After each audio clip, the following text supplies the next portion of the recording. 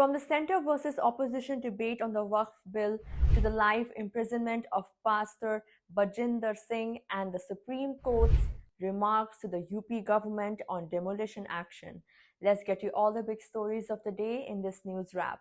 Hi, I'm Kathy Rajvanshi and you're watching the Indian Express. Let's get started. In the big news of the day, the Waqf Bill 2024 is slated for introduction in the Lok Sabha on Wednesday, April 3rd, following a Business Advisory Committee meeting. The bill seeks to overhaul the management of Waqf properties, improve transparency, and accelerate digitalization. However, it has sparked strong opposition from multiple political parties and Muslim organizations who argue that it is unconstitutional and threatens religious freedoms. Yogi Adityanath ने ये भी कहा, जो आप लोग डर के नहीं पूछ रहे हैं, वो ये है कि उन्होंने कहा कि कोई भी प्रॉपर्टी को वक्फ डिक्लेयर करता है वक्फ बोर्ड, झूठ बोल रहे हैं। ये कहीं न कहीं संदेश ये देना चाहते हैं कि अपना बोर्ड बैंक ठीक कर लें, क्योंकि नौकरी दी नहीं, रोजगार दिया नहीं, किसान की आय दोगुनी हुई नहीं, तो इनका वोटर भी इनसे नाराज है। देखिए, जिस वोटर को ये तुष्टीकरण कहते थे, हम लोग तुष्टीकरण कर रहे हैं, क्या ये तुष्टीकरण नहीं दे रहे हैं, कर रहे हैं किट बांट करके। अभी ईद पर जो किट दी है, क्या ये तुष्टीकरण में नहीं आएगा? The last 4 days of the Parliament budget session 2025 are expected to be turbulent, with the central government looking to table the Waqf Amendment Bill in the House this week amid strong opposition from other parties. Opposition MPs have reiterated that they will actively protest the tabling of the Waqf Bill, which aims to implement changes into the existing rules of the state Waqf boards. It is likely that the bill will be tabled by the centre on Wednesday, with the Parliament session set to end on Friday. The discussion will go on for 8 hours. ये जो government NDA की government, जिसको चंद्रबाबू नायडू, नीतीश कुमार, चिराग पासवान और Jayant Chaudhary support कर रहे हैं, ये वक्फ bill unconstitutional है। ये वक्फ बिल आर्टिकल 14, आर्टिकल 25, 26, 29 का ग्रेव वायलेशन है। ये वक्फ बिल नहीं है, बल्कि ये वक्फ बर्बाद बिल है ये। और अगर चंद्रबाबू नायडू, नीतीश कुमार, चिराग पासवान, जयंत चौधरी इसकी तायीद करेंगे, तो वो अपने पॉलिटिकल रीजंस की वजह से, या जो भी उनके है नैरो रीजन तायीद कर रहे हैं नरेंद्र मोदी सरकार की, ये बात साबित हो जाएगी कि वो मुसलमानों की मस्जिदों को, दरगाहों को, खानखाहों को, इवैक्यू वक्फ प्रॉपर्टीज को और लिमिटेशन एक्ट अप्लाई करेंगे तो एनक्रोचर्स को रिवॉर्ड करेगी। तो वो उसकी ये सपोर्ट कर रहे हैं। उनको ये देखना चाहिए कि ये सपोर्ट तो कर रहे हैं, मगर क्या आप 5 साल के बाद जब जाएंगे जनता के पास, क्या जवाब देंगे उनको? अब तो बिहार का चुनाव भी है। तो ये अनकॉन्स्टिट्यूशनल। एक बात समझिए, वक्फ बाय यूजर सरकार निकाल रही है। हिंदू धर्म में mud by user, temple by user allowed है, तो यहां पर क्यों अलाउ नहीं कर रहे आप? हिंदू एंडोमेंट बोर्ड में कोई नॉन हिंदू मेंबर नहीं बन सकता, तो यहां पर आप नॉन मुस्लिम को क्यों बना रहे हैं? तीसरी बात यह है कि एंडोमेंट का जो ट्राइब्यूनल है, उसका डिसीजन के खिलाफ आप रिव्यू डालते हैं। यहां पर आप कह रहे हैं कि उसको अपील करेंगे। हिंदू एंडोमेंट बोर्ड में कमिश्नर, कोई भी हिंदू एंडोमेंट कमिश्नर कोई प्रॉपर्टी को डिक्लेयर कर सकता है एज अ हिंदू धर्म की प्रॉपर्टी। कलेक्टर का कोई रोल नहीं हिंदू एंडोमेंट बोर्ड में, क्यों कलेक्टर को लेकर आ रहे हैं आप? तो ये सब जो चीजें कर रहे हैं ना, एक ही मकसद है, मुसलमानों से नफरत, और इस देश में हिंदुत्व की आइडियोलॉजी के तहत ये एक प्रोजेक्ट है जिससे मुसलमानों को उनके रिलीजन से दूर करना, रिलीजियस प्रॉपर्टीज को छीन लेना। हमारा डिमांड एक ही है कि जो चीजें हिंदू धर्म के लिए, एंडोमेंट बोर्ड के लिए सही है, यहां पर गलत कैसे हो रही है वो? Turning to news from Punjab, a Mohali court in Punjab has sentenced self-styled Pastor Bajinder Singh, widely known as Yeshu Prophet, to life imprisonment for the rape of a woman in 2018. The verdict was delivered by Additional District and Sessions Judge Vikrant Kumar. Here's our report on this.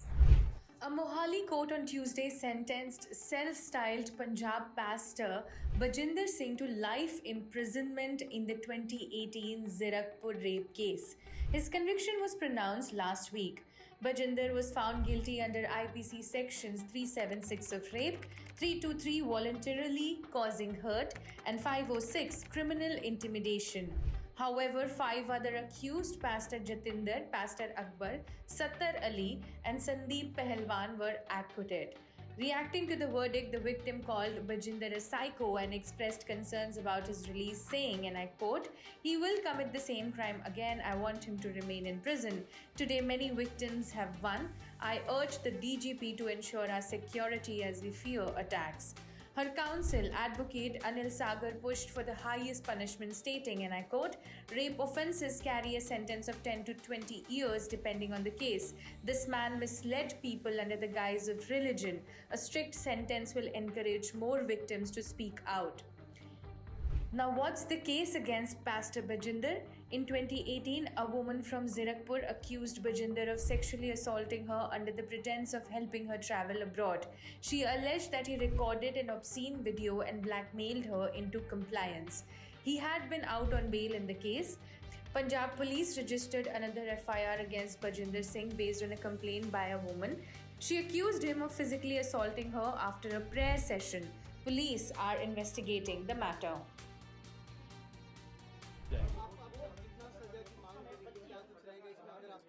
Rape के offence के लिए 10 से 20 साल की सजा है, depending upon the circumstances of the case. और इस केस में मैं प्रे करता हूं कि एक तरह से हाईएस्ट क्वांटम जो है वो सजा का होना चाहिए, क्योंकि ये बंदा जो है धर्म के नाम पर भोले भाले लोगों को बेवकूफ बनाकर और एक तरह से लड़कियों को अपने झांसे में लेकर उनका मिसयूज किया करता था। तो ये चीजें जो है, इसके लिए एग्जाम्पलरी सजा होना बहुत जरूरी है। देखिए, जब किसी को पॉजिटिवली किसी को न्याय मिलता है तो और लोगों को बहुत सारा इससे संबल मिलता है, हौसला मिलता है और मोटिवेशन मिलती है कि वो एट्रोसिटीज के अगेंस्ट या जो अन्याय हो रहा है उसके अगेंस्ट बोल सके। तो मेरी उम्मीद है ये कि अगर कोई और जो लड़कियां या कोई और लोग हैं जिनके अगेंस्ट कुछ जबरदस्ती जोर हो रहा है तो वो सामने आएंगे और खुलकर बोलेंगे। Thank you.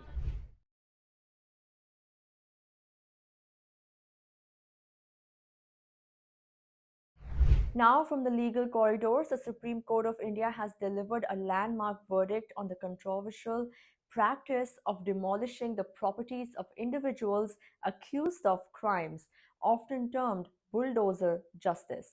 The ruling seeks to establish clear guidelines to ensure due process is followed, reshaping how such demolitions are carried out nationwide. Here's our detailed report on this.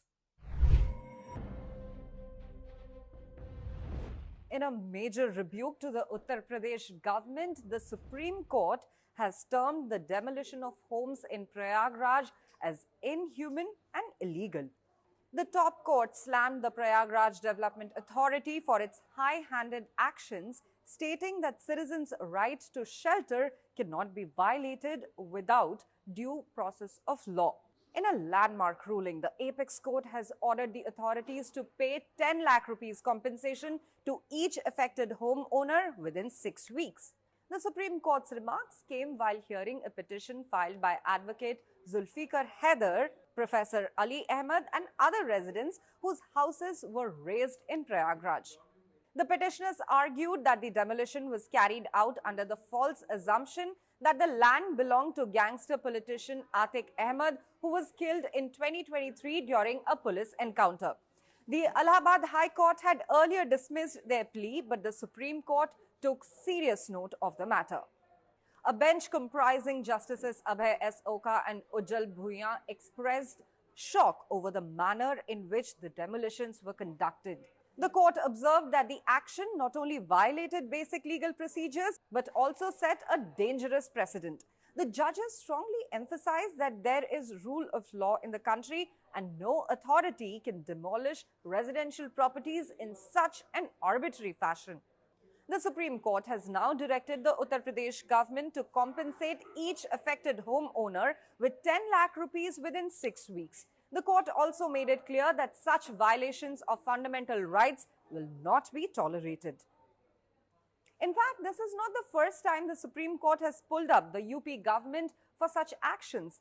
Earlier, the court had warned that these demolitions send a shocking and wrong signal about governance in the state. With this ruling, the judiciary has once again reinforced the importance of due process and the fundamental right to shelter. Pulling up Uttar Pradesh authorities for their high-handed approach in demolishing a house for widening a road without giving notice, the Supreme Court earlier in 2024 had directed them to pay the owner 25 lakh rupees as compensation. The three-judge bench, which was presided over by the then Chief Justice of India, D.Y. Chandrachud, was hearing a suo motu writ petition registered in 2020 based on a letter complaint by Maharajganj resident Manoj Tibrewal, Akash, whose house was demolished in 2019. The bench also comprised Justices J.B. Pardiwala and Manoj Misra. The court said, and I quote, "This is completely high-handed. Where is the due process followed? We have the affidavit that says no notice was issued. You only went to the site and informed the people through a loudspeaker." This was what the then CJI Chandrachud had said. Justice Pardiwala had also mentioned you can't come with bulldozers and demolish houses overnight. You don't give time to the family to vacate. What about the household articles? There has to be due process followed. Moving ahead, a Delhi court has directed the registration of an FIR against Kapil Mishra, Delhi's Law and Justice Minister and BJP leader, for his alleged involvement in the 2020 Northeast Delhi riots. The order was passed by Additional Chief Judicial Magistrate Vaibhav Chaurasia at Rouse Avenue Court, following a complaint by Muhammad Ilyas, a resident of Yamuna. A court in the national capital on Tuesday directed the registration of a first information report and further investigation against Delhi Law and Justice Minister and BJP leader Kapil Mishra over his alleged role in the 2020 riots in the northeastern part of the city. Additional Chief Judicial Magistrate Vaibhav Chaurasia allowed the application of the complainant, Yamuna Vihar resident Muhammad Ilyas, who had sought an FIR against Mishra as well as the then station house officer of Dayalpur police station and 5 others, including BJP MLA Mohan Singh Bisht and former party legislator Jagdish Pradhan. While allowing the plea, the judge noted that a cognizable offence was made out against Mishra. In 2020, communal violence had rocked northeast Delhi between February 24th and 26th, leaving 53 people dead, over 500 injured and property worth crores damaged. In February this year, the Delhi police had opposed the complainant's plea, stating that Mishra was being framed in the matter and he had no role to play in the 2020 Northeast Delhi riots. Special Public Prosecutor Amit Prasad had told the court that Mishra's role had already been investigated in the larger conspiracy behind the riots and nothing incriminating was found against him. Ilyas, who was represented in court by Mahmood Pracha, had said in his complaint that he saw Mishra and others blocking a road in northeast Delhi's Kardampuri and destroying vendors' carts. He had also claimed that the Deputy Commissioner of Police DCP Northeast Delhi was standing next to Mishra along with other police personnel and warning the protesters to vacate the area or face consequences. The complainant had also stated that he saw the then Dayalpur SHO along with BJP leaders Pradhan and Bisht vandalizing mosques across northeast Delhi. Prime Minister Narendra Modi recently hosted Chilean President Gabriel Boric in India for a 5-day state visit aimed at enhancing bilateral ties across multiple sectors. During his visit, President Boric expressed a strong interest in fostering cooperation in technology, innovation, academic collaboration, culture, arts, cinema, Ayurveda, and yoga, according to Priyaswamy Kumaran, Secretary East at the Ministry of External Affairs. आज हमने एक पारस्परिक लाभकारी comprehensive economic partnership agreement पर चर्चा शुरू करने के लिए अपनी टीम्स को निर्देश दिए हैं। क्रिटिकल मिनरल्स के क्षेत्र में साझेदारी को बल दिया जाएगा। रेजिलिएंट सप्लाई और वैल्यू चेन्स को स्थापित करने के लिए काम किया जाएगा। कृषि के क्षेत्र में एक दूसरे की क्षमताओं को जोड़कर फूड सिक्योरिटी सुनिश्चित करने के लिए सहयोग किया जाएगा। Digital public infrastructure, renewable energy, railway, space तथा अन्य क्षेत्रों में भारत अपना सकारात्मक अनुभव चिले के साथ साझा करने के लिए तैयार है। हम चिले को अंटार्कटिका के गेटवे के रूप में देखते हैं। इस महत्वपूर्ण क्षेत्र में सहयोग बढ़ाने के लिए आज दोनों पक्षों के बीच लेटर ऑफ इंटेंट पर बनी सहमति का हम स्वागत करते हैं।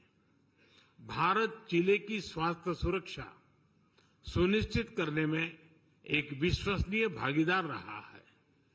हम इस सहयोग को और गहरा करने पर सहमत हुए। यह खुशी का विषय है कि चिले के लोगों ने योग को स्वस्थ जीवन शैली के रूप में अपनाया है।